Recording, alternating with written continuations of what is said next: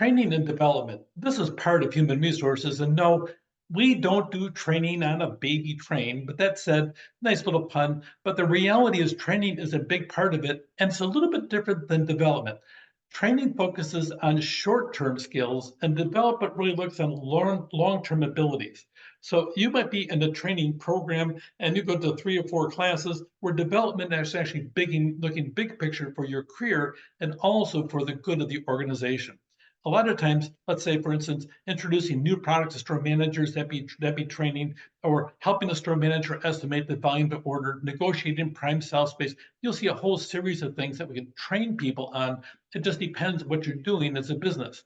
At FedEx, now you think about the job. Okay, FedEx, they have a really super low turnover rate. They have a 4% turnover rate. Now, I don't know how exciting it is to move packages, but FedEx, by investing in the employees on a regular basis, they attribute that to a major reason why the employees stay. They care about their employees. They show it on a regular basis by plowing money into them for their personal training.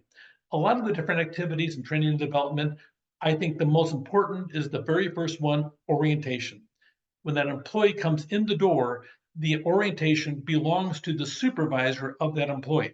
That supervisor should kick in. A lot of times they pawn that off to human resources, and that's exactly what it is, pawning it off.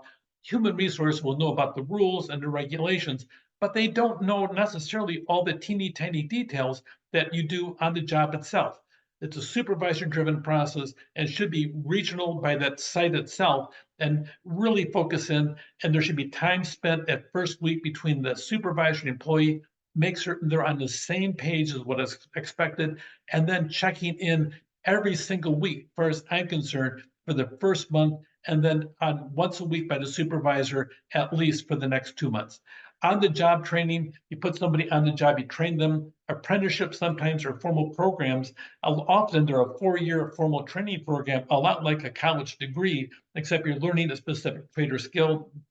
Off the job training, where you're taking a class, online training, vestibule training. Vestibule training is where you have a space inside of the business or the factory where somebody comes in and trains people right there at the site, or a job simulation. These are all training and development activities, and you'll see human resources as part of that whole aspect. Job simulation, if you ever seen one of the studies for fire departments, they'll actually go through and have people doing things that would be hyper dangerous in the field, but they're having them practice them in a controlled environment. Could you imagine training on a building that's on fire? Well, how do you go about doing that safely? Well, it's practice and also creating an environment that you can extract somebody quickly and keep them safe. So a lot of different jobs could benefit by having job simulation, hopefully not on top of a ladder and not with a burning building.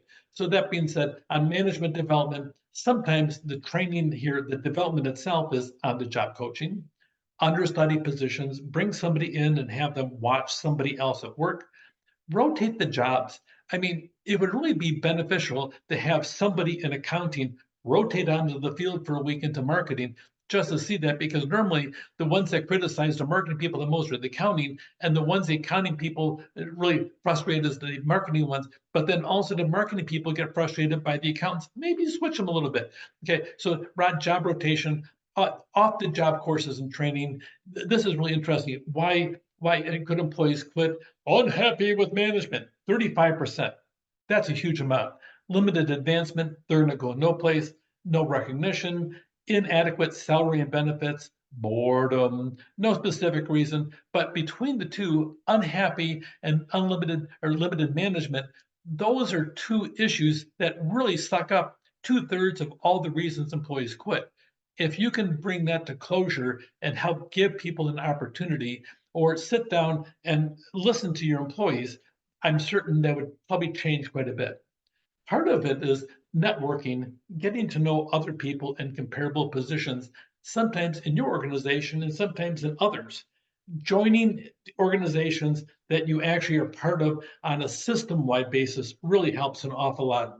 You get to know people around your entire region and the business itself. That is really good. Also, the aspect of mentors, training people to sit down and guide other people in the experience of being successful in that job. especially people with vast experience, and then informal networking where you get to know people, maybe not all in the same area, ideally in different areas. One of the recommendations I give to new employees: make certain that you go out and you wander around your building. You have your own area and you'll be confined there to some extent, but whenever you have a chance, go wander down this hallway or wander down that way or that way over there and talk to people, introduce yourself. Ask them what they do. Pretty much everybody likes being called by their name. They also like to be asked questions about the things they do because sometimes they actually like their work and they'll explain it to you. Or if they don't, they'll be happy to complain about it. Either way, most people will be happy to talk about their work. Find out what people do. This kind of informal networking really works extremely well. There are things, though, that you have to have. It's called a performance appraisal. Almost every business has it. You'll hear literature saying, they're all bad, they're all good. We should do it every month. We should do it once a year. I hate it. I love it. You'll have every opinion possible about performance appraisals. The reality of it comes down to you have a job description. You're paid to sit down and do the duties in the job description. Pretty much you're going to have the boss checking up on you, whether it's a formal situation or an informal situation. Hopefully, it's a formal one, and that way you can sit down and ask questions back and forth, and maybe hit them up for a raise in the process. But usually, it's a matter of they'll take that job description. A lot of times, that first 10 duties of the job description, and say, okay, here's what's going on over here. A lot of times you'll see companies will come out with a 360-degree review where they'll actually get opinions from people at different levels to give you an idea of what's going on. One time I was charged to sit down and create a system. By the time it was done, I had the employee could choose 20 people to evaluate them. The supervisor could reduce it down to 15 of the 20, and they have 15 people evaluate them. Each evaluation would be 20 to 40 minutes long, and the evaluation, there was no personal stuff face to face. It was all written, and they would get these back. We compile them, and we give them kind of a profile of what the people around them think. The incredible part about it was, number one, was a lot of times people never thought that people would think this positive or this bad about them in the process. It really gives them a perspective. The other part is it's always incredible when we implemented it about 6 months before the evaluation was coming up, everybody was nice to each other. Yeah. The only problem with the 360 is when you do it system wide, it kind of slows everything down. I had one dean who was on 20 different committees. So that being said, it sucked up a lot of time. Even if he just spent 20 minutes on each one of the 20 people, that's 400 minutes of time he had to spend just evaluating stuff and thinking about that person. It sucked a lot of time away and was really very time consuming in a lot of ways. Sometimes you have a continuous review where people have feedback in the whole process. Here's 6 performance appraisals, the steps to take. Look at the standards that are understandable, measurable, and reasonable. Communicate them. Make certain you look at the performance and compare them to the standards. Make certain you're using the time period. If it's for 1 year, look for a 12-month period, not for 1 month, not for the month before. They screwed up the month before. Don't hold them against them if they're fabulous the previous 11 months. It should be for the time period, and you're looking at all of them. Discuss the results with the employees. If there's a problem, take corrective action. Use the results to make decision. A lot of times, the major uses judge the effectiveness of all the different things from the orientation, training, use it as a promotion tool, recognize the workers' achievements, make certain you evaluate them. Sometimes you have to use it for a possible termination. Here's a couple mistakes. There's a whole series of them. There's more in your textbook as well. Sometimes this person, they always are fabulous. You can never do anything right. That's wrong. Don't compare them to others. Compare them to the standard, which is a job description. Sometimes you have the halo or horn effect. They have a halo about them and they can't do anything wrong. Or they have horns on them, just like the devil. And you can sit there and no matter what you do, you'll always be bad, bad, bad. That's wrong too. Or similar to me. Everybody that looks like me, they always get the perfect performance appraisal.